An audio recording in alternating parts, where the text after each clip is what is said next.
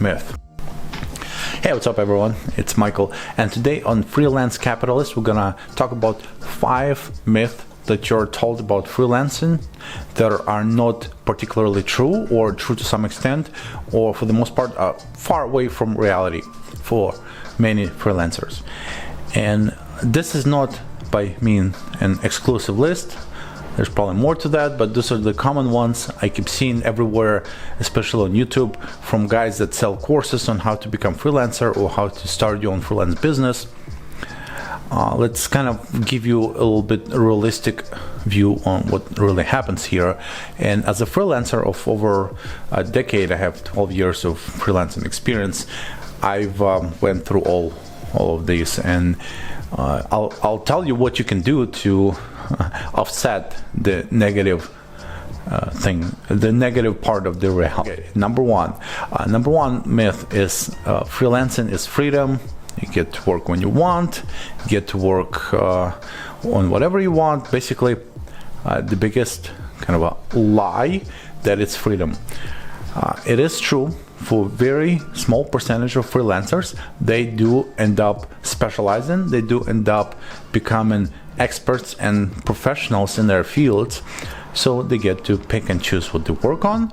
They get to charge much higher rates than average freelancer would charge, and they get to take a lot of time off and not work.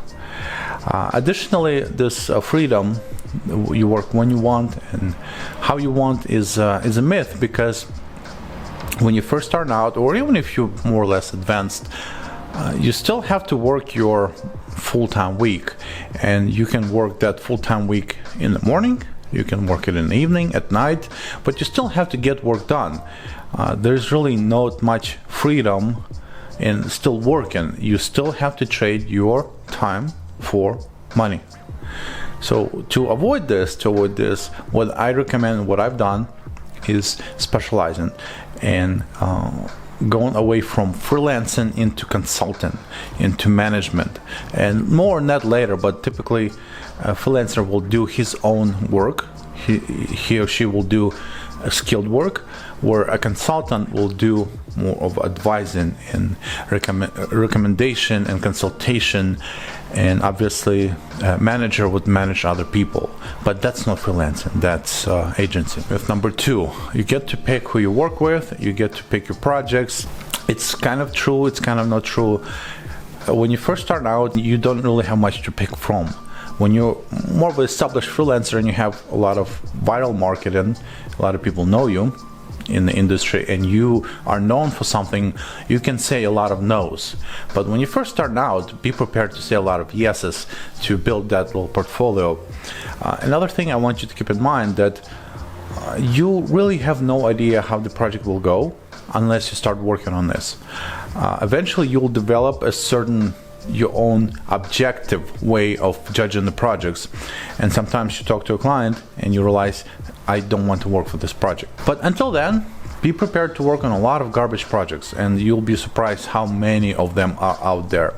It's not that gloom, it's not that bad. Eventually you'll crawl out of that hole, and probably a lot sooner than you think, and you'll start saying no to projects you don't like. Myth number 3. Freelancing is kind of sold as sexy and exciting, fun, kind of a lifestyle. For a lot of people, it is not. It's very lonely. There's a lot of solitude. Work by yourself.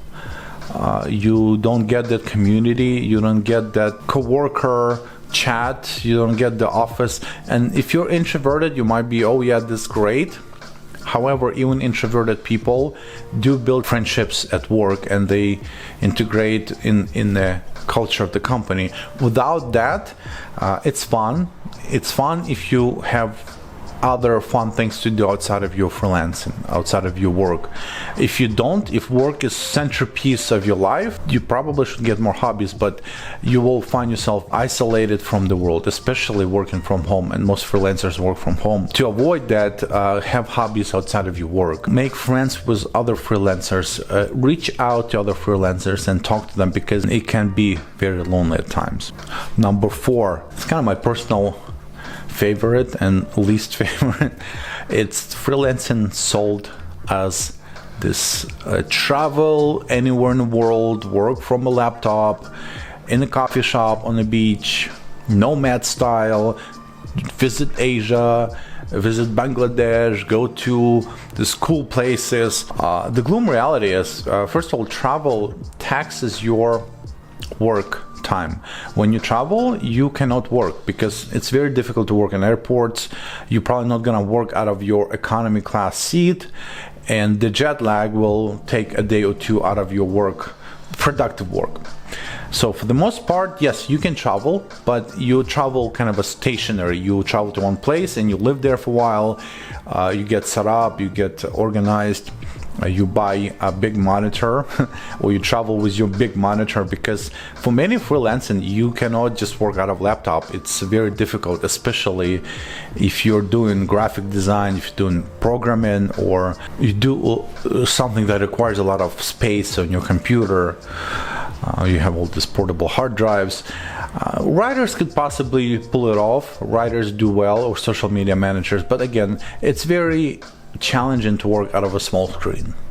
You have to travel with your computer, and unfortunately that adds additional things you have to take with you, and you will be working most of your traveling time, and you can do fun things when you're done working in the evening or in the weekend. And number 5, freelancing promises pay increase. And while it is true for a decent size of freelancing market, it is not true for a lot of. If you take their invoicing and you take their payments and spread it through the year, many of beginners make a lot less than they did at their full-time job. Obviously, it's very subjective, it's very individual. When you first start in freelancing, you're gonna get paid less because you're gonna have insurance, you're gonna have to buy your own equipment, laptop and software. And those add up. If you do graphic design, your content library subscription fees, your software subscription fees, you gotta have a good laptop, pretty fast computer, monitors and all that stuff. You might have a lot of this anyways, but you'll have to buy a lot of things. For many freelancers, first few years it's paid downgrade. They make less. And the sad part is, when you're not working, when you don't have a client, you're not getting paid. Alright, so that's it. Those are 5 things. They're not bad things, they're just something to look out for, and don't buy into the hype that freelancing is easy. It's freedom, and it's travel anywhere you want and work anytime you want. It is actually a lot of work. It's a business. You are not just doing this as a side hustle, you're running a business. So keep that in mind. The freedom will come eventually, but before you get to that freedom, you have to work, you have to hustle. All right, see you in a week.